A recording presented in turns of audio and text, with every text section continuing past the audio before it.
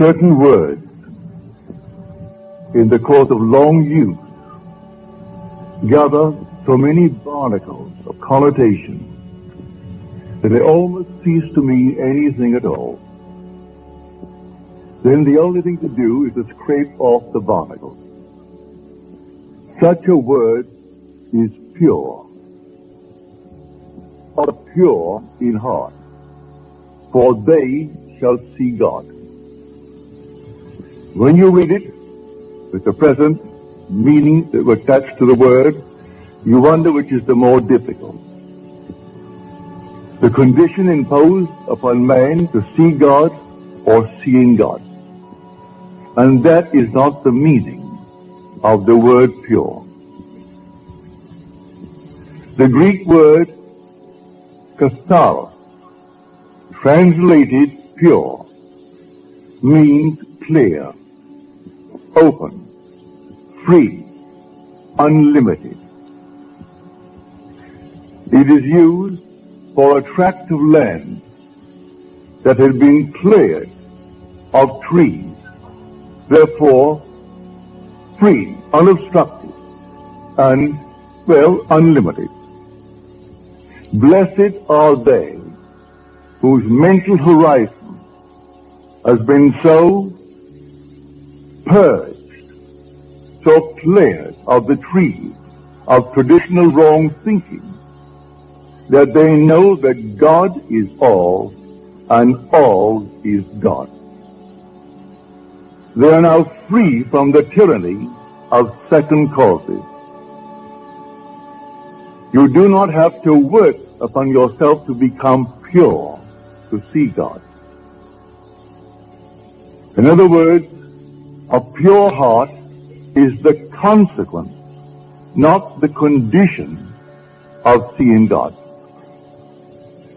The moment you see God, your heart is purified of all secondary causes. And you can't turn to the left or the right or to anything in this world, for you've found the only source of the phenomena of life. Now, the word see, for this is taken from the Greek. The words see and to know are the same word in Greek. Here we are told that if I am pure in heart, and only if I am pure in heart, I will see God.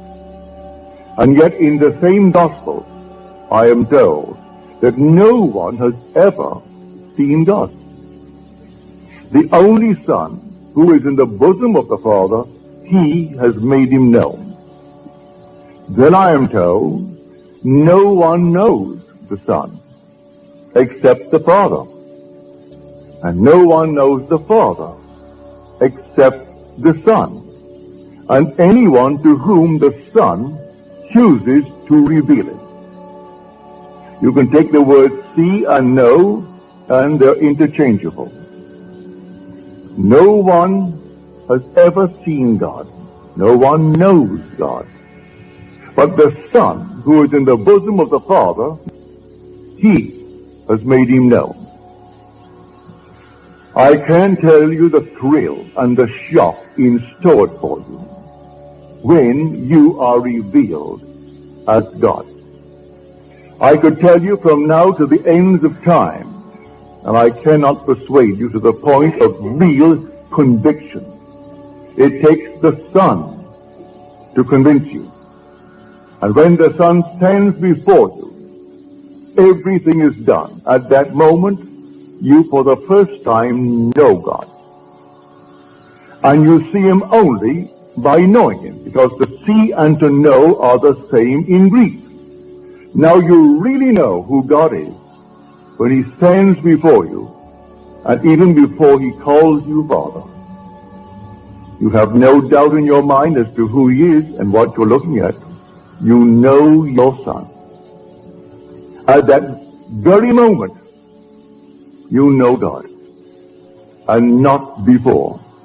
You might have heard it, you might have read it, but you are not persuaded to the point of real inner conviction until you know it in this manner. So no one knows who the Son is except the Father. And no one knows who the Father is except the Son.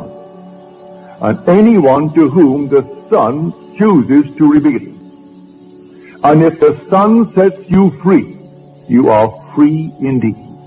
And only the Son can set you free.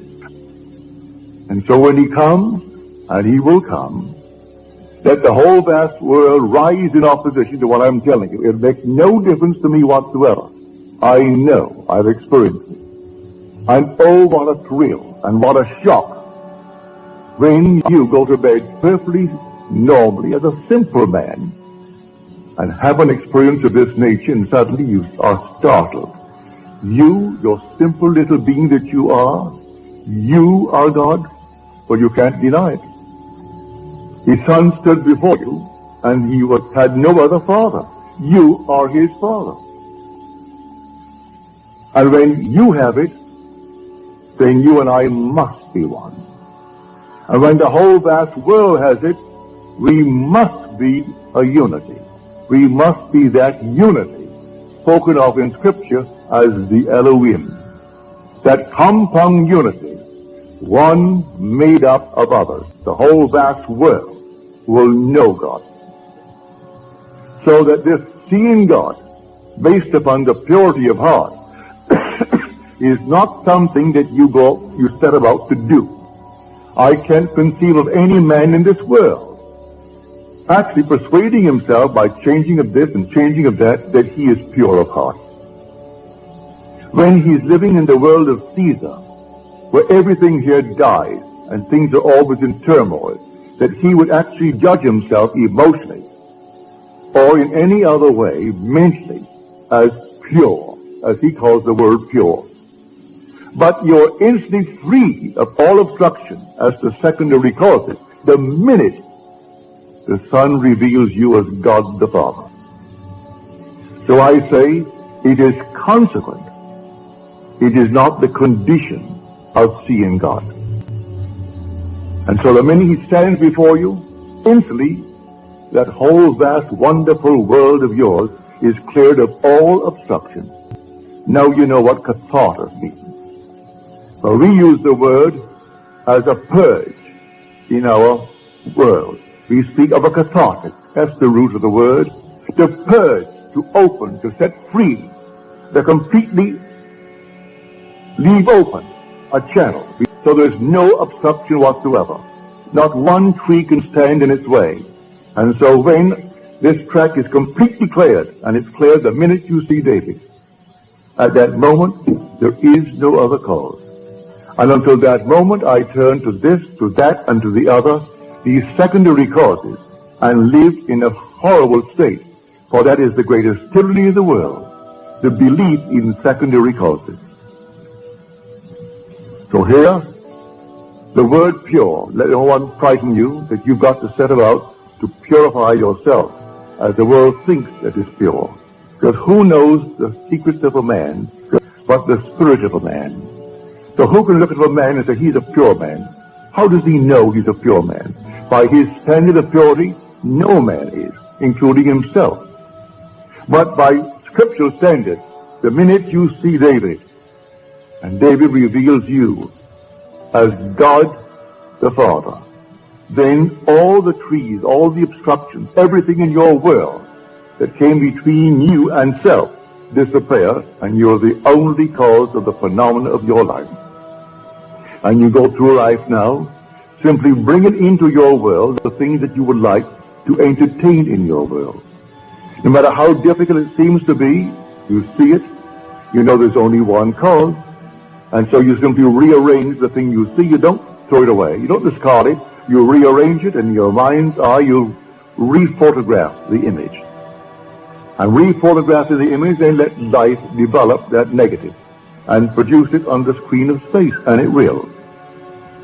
So here, blessed are the pure in heart, that fixed beatitude, which seems so difficult to most people to interpret. And I haven't found one interpretation in Scripture. All the commentaries haven't found one that will go back to the root and show us exactly what it is. I have what is considered the grandfather of all interpretations, which is the interpreter's Bible. They do not touch it. They will admit it's the most difficult of the Beatitudes, this sixth one. But they can't touch it unless you go back to the root, unless you have the actual experience of what it means to actually purify and take all the trees out of man's mind, purify the mind. And it can't be done until he stands before you. And you know, without any doubt, who you really are. When you know who you are, there is no secondary cause, none whatsoever. And then comes the vision. Here my wife gave me a vision 2 months ago. There was no occasion to tell it, but it would fit. He said we were in this fantastic, magnificent, enormous apartment in a palace. And we were the gateway into a new age. But the age in which we were was a police state. And we were constantly being searched, but we were not molested. We were completely free. Not one little bit ever happened to us. But this palatial place with a full complement of servants. And while the vision lasted, he seemed to know these people. The servants in the kitchen, the servants in the other areas of the enormous apartment, the butlers, the private secretaries, all seemed to know us, and we knew them. But our position was the gateway into freedom from the place of complete slavery, like behind the Iron Curtain. And when the searchers came, they came, and our guests, we always entertained guests for dinner. Not more than 6, therefore they made 8 of us, she and I, and the 6 who came as our guests. And I would explain to them the way of escape. I would tell them the one and only way into freedom. But strangely enough, as I was telling them about the way into freedom, they were already simultaneously at that moment, I am telling them, and they were already at their destination. See, it was the strangest experience here that you're explaining to them the way of salvation, the way of freedom. And yet at that moment, they were already, although physically present before us, they were already at their destination. And when these people came to investigate all the searches, they simply left and went to their quarters, their rooms, behind these panel doors and these tapestries. And they never touched us, but they came and they never found anyone. No one could ever touch anyone who came to us. And strangely enough, he said, as it all took place so naturally, I knew that it was all organized and actually directed from above. That we were the gateway explaining the way. But from above, everything was organized and there it was directed.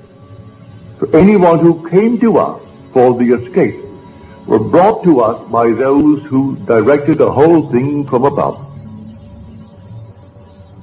Here is a true picture. No one comes unto me save my Father calls him. Though I and my Father are one. But that depth of my own being does not let the conscious surface mind know who he is calling and when he is calling. Rarely would he let me know that this one is coming. He comes in a month, he comes sometimes in a year. But they will tell when to expect it. But normally I am not advised as to when, but the one who speaks is always my own being, is from the depth of my own soul, who is telling me. And he will come, or she will come, or they will come. And sometimes they are even late in the coming. But the Father is not wrong, because man still is free not to come. In my own case, when a friend of mine who was just 1 year short of graduating from Fordham University as a Catholic priest, he inherited $2 million and proceeded to lose the entire thing in 1 year on Wall Street. All that he saved was some beautiful paintings that his father left him, and an old Packard. This old Packard car. He should have burned the thing up. But when he would sleep on the park bench because he had no money, he paid $10 a month rent, storage, for the car to be out of the weather. But he lost his $2 million because he did that. When he told me he met a man that I would enjoy meeting. And this man, he thinks, would like to meet me. He thinks we had much in common.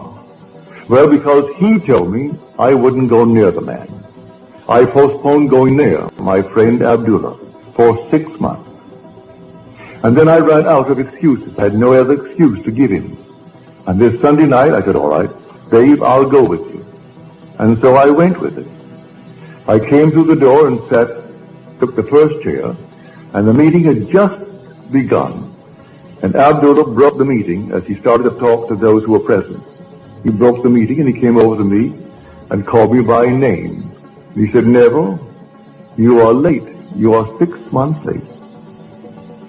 I said to him, well, I've never seen you before, and I had no appointment to see you, so how could I be 6 months late?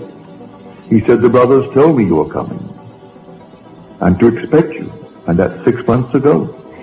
Well, it was 6 months ago, and I postponed it and postponed it and postponed it because I had no trust in his judgment of anything that would interest me.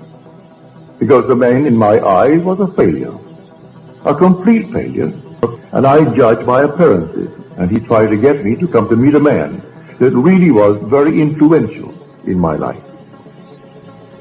So I know from my own experience when it actually happened to me, when someone is coming into my world, I know, and they too may delay. They may have certain little barriers, little trees to overcome. But the real overcoming of all the trees is when it is revealed to you who you really are. Then all the things that obstructed your view up to that moment, they vanish completely.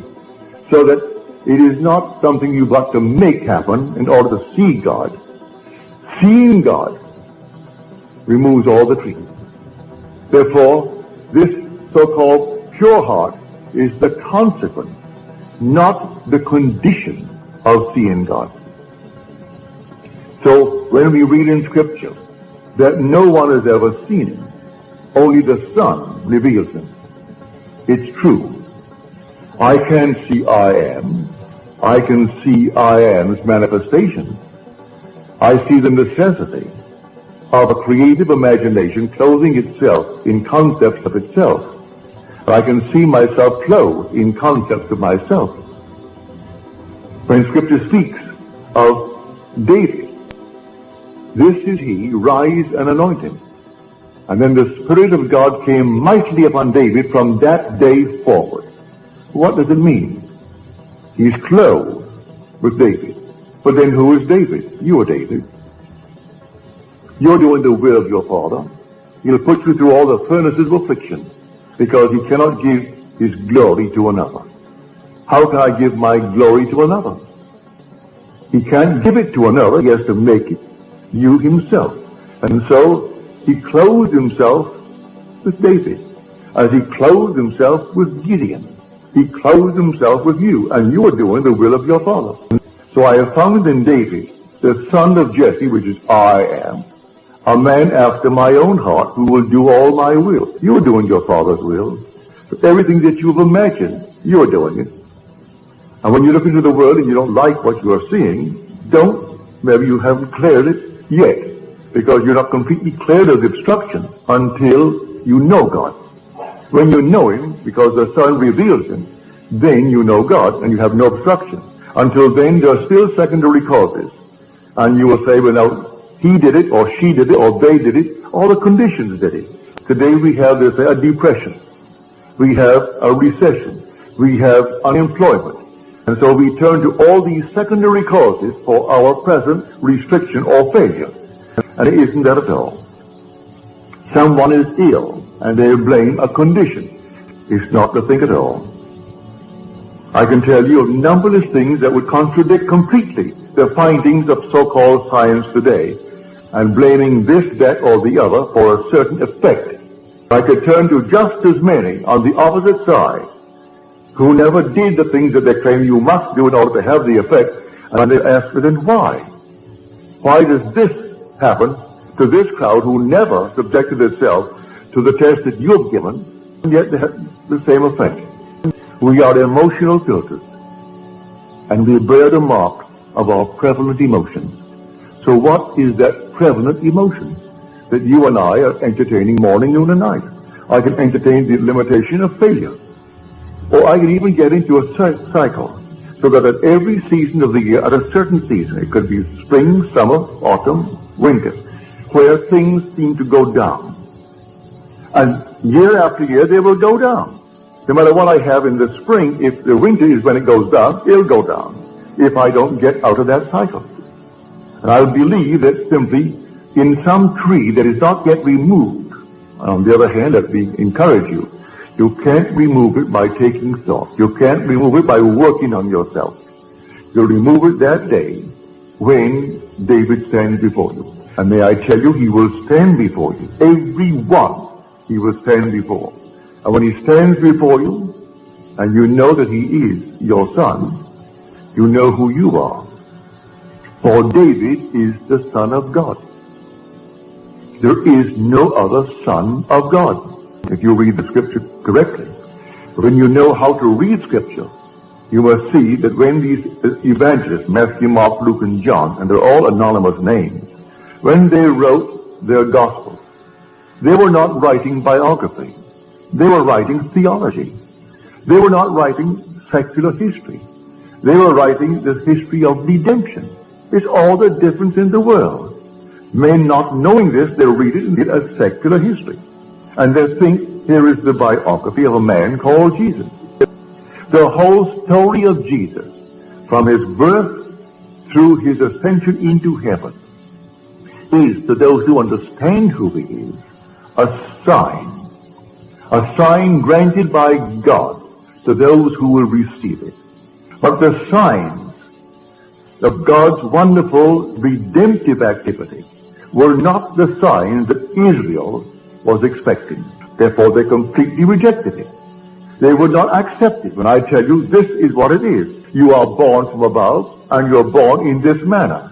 And you rise from the grave, and the grave is your own wonderful being. It's your own skull. Then, if you don't believe that because of the trees of false teaching, well then you'll reject it. I'm telling you the truth. But if you've been conditioned through these traditional wrong thinkings, these trees must then be removed. I can aid you to take a few out, but they will not all go until that last one when David stands and confirms all that I tell you. So all that I have told you and all that I will continue to tell you is simply in Scripture, but it is not biography. It's theology. It's simply the knowledge of God and God's way of redemption. That's the entire story. But if I take it as the world takes it, as biography, and simply secular history, well then I miss the point completely. So, you will see God. And when you see him, you will say within your heart, well, I didn't think myself qualified.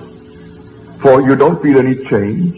You're still capable of a violent act the very next day if someone should injure the one you love. If someone this very night injured my daughter, or my wife, or those that I love, I am quite capable of the most violent act, and yet I am free of these trees of traditional wrong thinking.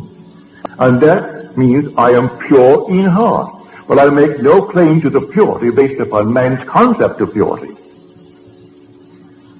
Has nothing to do with any purity as the world thinks it.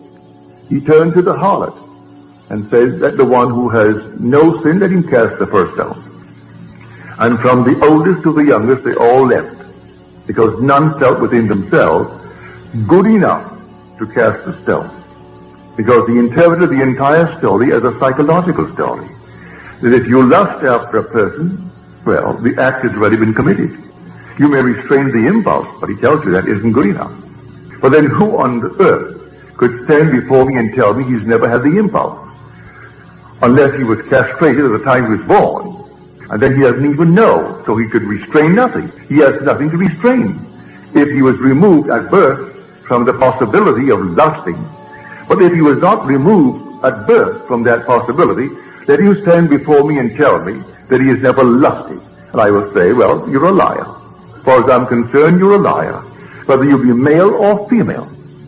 And so, that you've never had the impulse to get even. Don't tell me you haven't.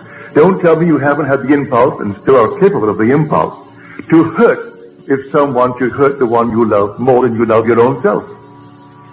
And yet, you are pure in heart the day you see David. For the minute you see him, you know the whole vast world has collapsed as far as you are concerned. The whole thing has collapsed. And now you no longer can turn to this, that, and the other and blame it or praise it for anything that's happening in your world. You are simply within yourself. You are God himself. You are the God, creating good, bad, and indifferent in your world. A friend of mine in the audience tonight, he said, I had this vivid dream. My wife and I, and here we are, and the world is coming to an end. The whole thing is coming to an end. It began to shake. A wind, the unearthly wind came up, and then the rain like a flood, and then the earth is shaking. And I said to myself, well, the earth has gone out of orbit. I wasn't afraid of death, and my wife, she wasn't afraid of death, but I thought the whole thing was simply coming apart and coming to an end. That's a wonderful adumbration. Read it in the 13th chapter of Mark. Read it in Matthew. You see these buildings? Not one stone will be left standing upon the other, but it will be turned down. That's when the Son of Man is coming. That's the end of the age. Well, in your case, you had a most wonderful adumbration.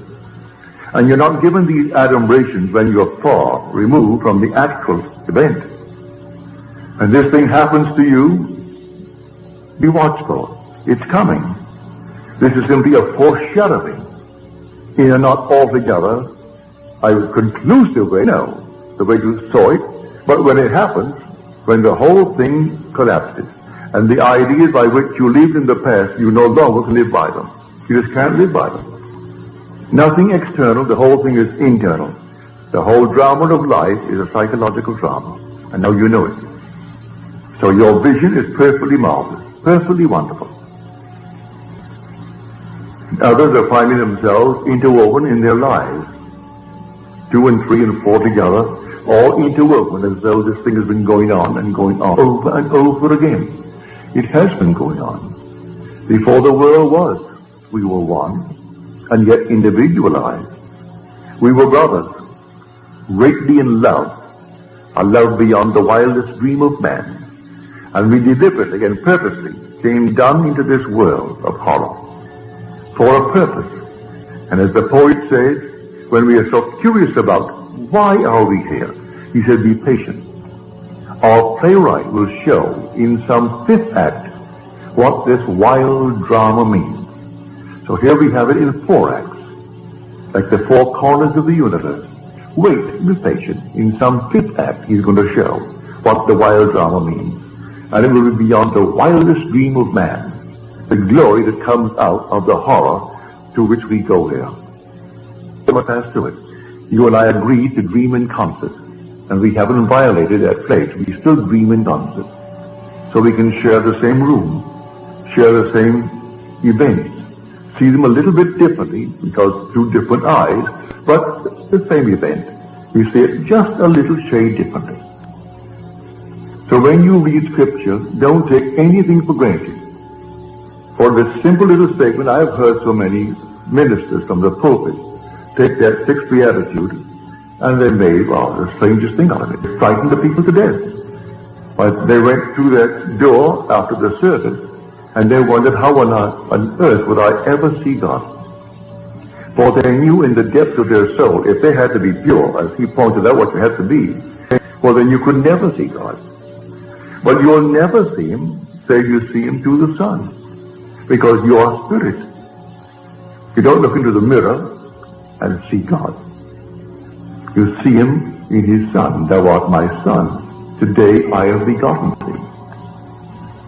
And as you're told, if scholars are not convinced that the 2nd Psalm is that of David, but read the 4th chapter of the book of Acts. And you say, O sovereign Lord, creator of the heavens and the earth and the seas and all therein, who by the mouth of our father David, thy son, did say, then he quotes the second psalm. If you want any confirmation as to who actually wrote that second psalm, read the 4th chapter of the book of Acts, which is written by the author of the book of Luke. And in the book of Luke, you read the words in the 20th chapter. Why did David in the Spirit call him Lord? If David does call him Lord, how can he be David's son? For in calling him Lord, he confessed he was his father, not his son. And now this is written by the Son, as told us in the 4th chapter of Acts, and first revealed in the 2nd chapter of the book of Psalms. And I will tell of the decree of the Lord. He said unto me, thou art my son. Today I have begotten thee. So here the drama is really in you. The whole drama is in every individual in this world. And it simply only unfolds in man. And when it unfolds in man, what in this world is worth more than the unfolding of the drama in you? If you own the whole vast world, you can leave it. For this will all vanish anyway. So what does it matter if you own the whole thing? But one thing they can't take from you is the being that you really are. That essential being is God. But if you don't know it, well then it's like a fabulous fortune of which you are totally unaware. Therefore it is non-existent. It means nothing to you if you're totally unaware of it. But when you are aware through the Son that you are God the Father, then you are set free. For if the Son sets you free, you are free indeed. Now he said, I will be with you a little longer, and then I go to him who sent me. Yet he who sent me has never left me. He and I are one. Oh, do show us, oh Lord, show us the Father. I have been so long with you, and yet you do not know me, Philip. He who has seen me has seen the Father, if you see me. But then who are you who is speaking? At one moment, if you read Scripture properly, he is speaking in the capacity of the Son, therefore David is speaking. At another moment, he is speaking in the capacity of Father, and therefore it is the invisible Spirit speaking. But no one has ever seen him. Who can say he's seen him? Until you see him in spirit, you can't see him here. All these are masks. So what on earth could ever look like him? No. You will know exactly who you are when you see David. Because the Father and the Son are one. And you will actually see in David what you, matured, must be. And then I know it's the same face into whose body I was incorporated, for he is the image, matured image of David. And so when he embraced me, and we became one body, one spirit, and then I was sent into the world. From that moment on, though I still look like Neville, the Neville that was before, and still look like that same Neville now, it is that being into whose body I was incorporated, and with whose spirit I became one, that David recognized and called me Father. For he who is united to the Lord becomes one spirit with him. And so there is only one being resurrecting. So the resurrection is not over, it is taking place. And so he said to Timothy, there are those who preach the resurrection is past, and they are misleading people and turning them from the faith. As he came into his letter to Timothy, because he said, the time for my departure has come. I have finished the good work. Now you must tell Timothy not to fall into that trap and teach that the resurrection is over. It has begun, but it is taking place in everyone and must take place in everyone. So the Christ of whom he spoke is that universal Christ that is buried in everyone. And in everyone, individually, he must rise. And the same pattern foretold in Scripture by which he rose must take place in man. He came out of one place where he was buried, and there's only one place, and it is named skull. Luke does not minimize the word, neither does John. Even though he will give you the word Golgotha, he'll translate the word Golgotha. Golgotha means skull in Hebrew. But in some translations, they don't even give you the Hebrew word. They say, and he was crucified and buried on Golgotha. So there's only one place you're ever going to rise. And you aren't going to rise in Forest Lawn. You're going to rise out of your own wonderful skull while you're walking the earth. That's where you're going to rise. Save your money if you're planning any little plot to bury the little body, for you aren't going to rise there. In fact, you will never be taken there. Let them destroy this body, let them turn it into ash. It means nothing. You will still be in that immortal skull where you were buried in the beginning. And from that skull, you're going to rise. And all the imagery of Scripture will surround you when you rise. And then will come this wonderful unfolding pattern, for there's only one pattern, that must repeat itself through the indwelling in man of Jesus Christ. Were he not in us, then he could not repeat the drama. But the same thing is told in the gospel. That same drama unfolds itself in the individual. And he is the Lord, who is the Father of the only Son, and that Son is David. So when you read the story, if you have a concordance, and I recommend if you don't have one, and you plan ever to get one, the best that I know of is Strong's Concordance. It's exhaustive. It has every word. Don't buy the metaphysical concordance and or the metaphysical dictionary and these things. That's all, well, speculation. This is simply the original term, translated in the original meanings of the word used when it was first put into the scroll. Now you can take from this many definitions. For instance, we took tonight the word see. Well, one definition given in Concordant, in Strong's Concordance, is to show self, to experience. Well, to experience, David, is to see. But you must experience it. Not hearsay, it must be an experience. So that is to see. And so he who sees the Son, then knows the Father. If you knew me, you would have known my Father. And yet I and my Father are one. So, to experience David is to know God. And you know God as the Father of the one that you are now looking at. And the one looking at him is yourself. And you feel that father-son relationship. Now that is completely in conflict with the whole vast Christian world concerning the story of Jesus Christ. And yet I've been sent to tell it. Tell it not as hearsay, but tell it as experience. And so I share it with you. And not eternity could ever deny it. Because you're going to have it just as I have told you. You're not going to bury it at all, because there's only one pattern, and that pattern will unfold within you. And when it unfolds within you, you will depart this world that is a police state. And maybe I will still be there, giving these sumptuous dinner parties, not more than 8. And 8 is the number of resurrection. There were 6 guests, and 6 is the number of man.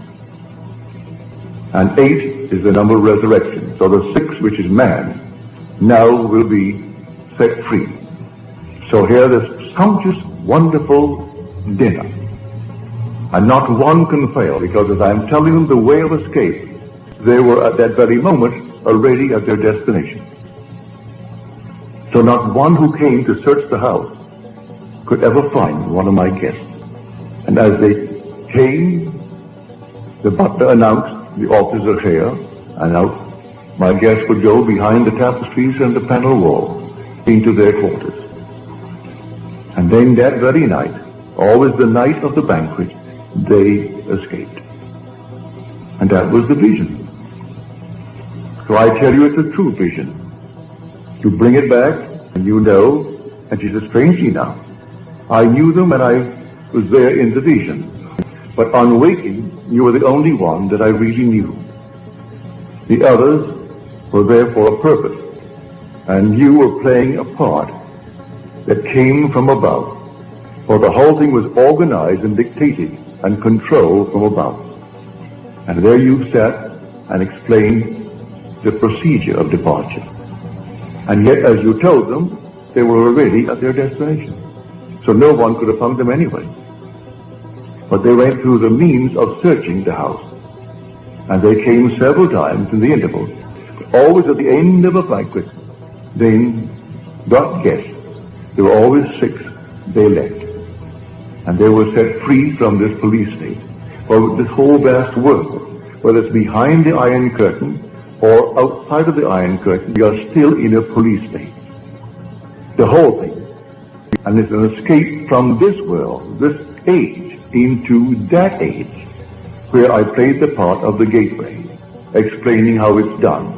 Well, I'm explaining it now to you, how it's done. You are here dreaming the dream of life. And the day will come, and come suddenly, like a thief in the night, no warning. You will have adumbrations, like my friend, with the world coming to an end, and the whole thing is taking place around him. You will have an adumbration like that, or something similar. But the actual thing, when it does happen, will take place all within your skull. And a vibration that you think, or you will interpret it to be final. You wonder how you could ever survive what is taking place now. And then, instead of dying, you awake for the first time that you can ever remember, a true awakening. And you awake to find that you really are in Golgotha. And that's where you are. And then you know at that moment what is taking place.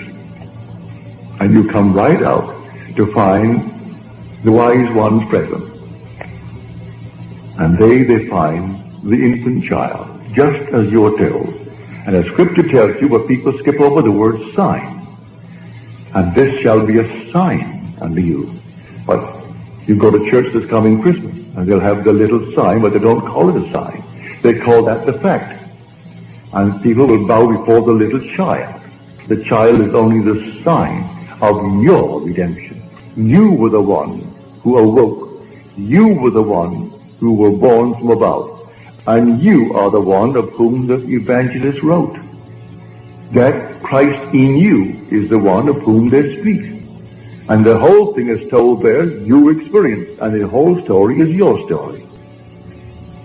But as you read it, and as it's interpreted by those who talk from the pulpit, you will never know it. And they wonder why they're still so confused today. It will go on and on and on until actually man comes to the truth of it all. And he comes to it from within himself. So to go back, if you have the concordance, don't take anything for granted. Just simply turn to the word, look it up. You need not know one word of Greek or one word of Hebrew. It gives you a number. You look up the number. If it is in the Old Testament, you look up the section under the Old Testament for definition. If it is in the New, you turn to the Greek. And you look it up under the Greek. And it takes the number. It will show you the Greek word and the pronunciation of the word.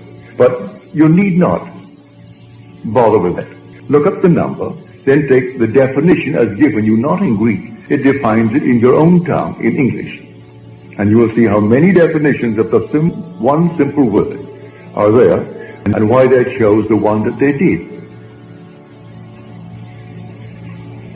So, blessed are the pure in heart, for they shall see God. And the pure in heart is simply the consequence, not the condition for seeing God. Seeing God produces automatically, instantly, the pure heart, which is nothing more than the purging of the mind of all beliefs in secondary causes, clearing the mind of all obstructions, leaving you completely alone, that God is all that there is, and all is God. Now let us go into the silence.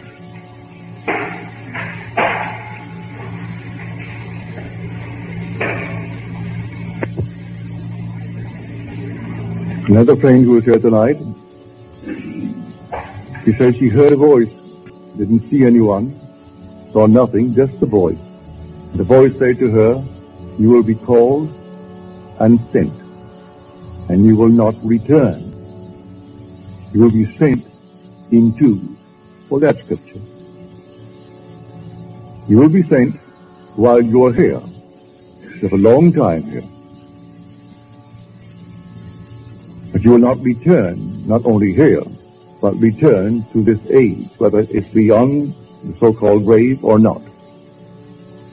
You will not return to this world, terrestrial world. But you'll be sent in pairs. Well, you're told that in Scripture. And they came back, the 70, but they're all sent out in twos.